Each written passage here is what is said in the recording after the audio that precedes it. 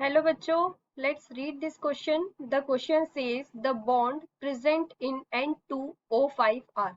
इस क्वेश्चन में पूछा गया है कि N2O5 में कौन सा बॉन्ड प्रेजेंट है. ठीक है, तो यहाँ हमारा की कंसेप्ट क्या हो जाएगा. The key concept of this question is bond present in N2O5. Bond present in N2O5. ठीक है, तो यहाँ पे सबसे पहले हम देख लेते हैं कि ionic covalent and coordinate bond क्या होते हैं. ठीक है, तो सबसे पहले हम बात करते हैं आयोनिक बॉन्ड की. So ionic bond is that bond in which electrostatic force of attraction between the oppositely charged ions. Ionic bond is that in which electrostatic force of attraction force of attraction between oppositely charged ions oppositely charged ions or between the two atoms with sharply different electronegativities. ठीक है, तो यहाँ पे क्या बोला है कि ionic bond वो बॉन्ड होता है जो कि दो आयंस के बीच में charge ions oppositely charge ions के बीच में प्रेजेंट होता है. Electrostatic force of attractions existing between the oppositely charged ions is called ionic bond. Second one is the covalent bond. Covalent bond is formed by the sharing of covalent bond formed by sharing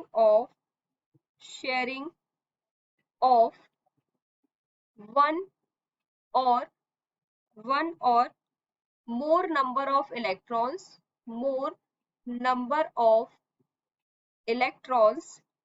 between the combining atoms.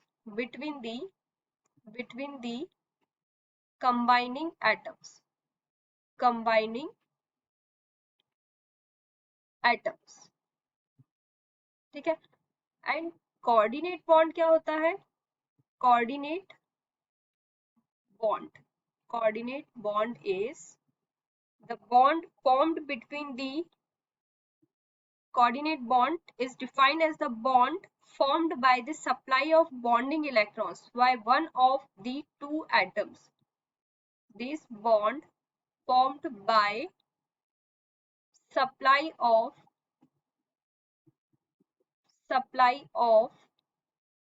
bonding electrons by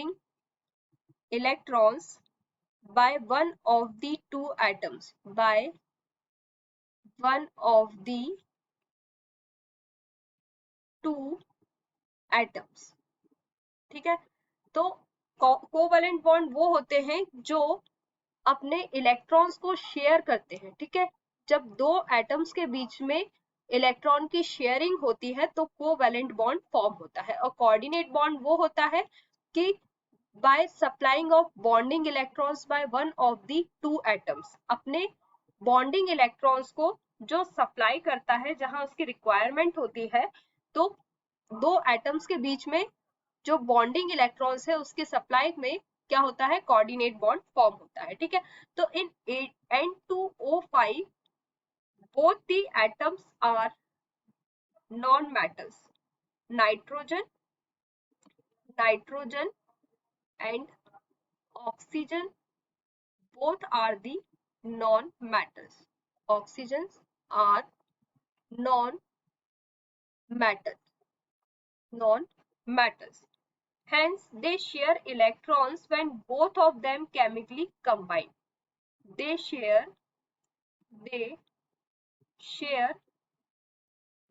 electrons when both of them chemically combine. combined. Both of them chemically combined. There are both covalent and coordinate bond form. ठीक है, तो अगर हम यहाँ N2O5 की बात करें तो N2O5 क्या है, नॉन मेटल्स है। ठीक है, तो आयोनिक बॉन्ड किसके बीच में फॉर्म होगा, जहां पे अपोजिटली चार्ज आयंस प्रेजेंट होंगे। तो यहाँ पे अपोजिटली चार्ज आयंस प्रेजेंट नहीं है, दैट मीन्स आयोनिक बॉन्ड नहीं होगा। तो फर्स्ट ऑप्शन और फोर्थ ऑप्शन दोनों ही इनकरेक्ट होगा।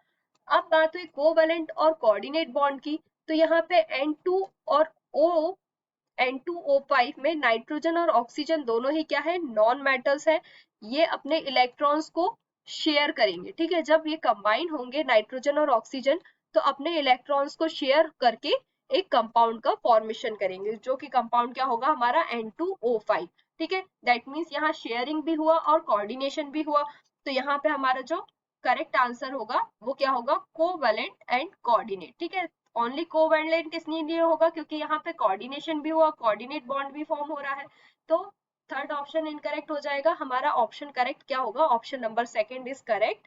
Covalent and coordinate bond is formed between the N2O5. Here we write the covalent and coordinate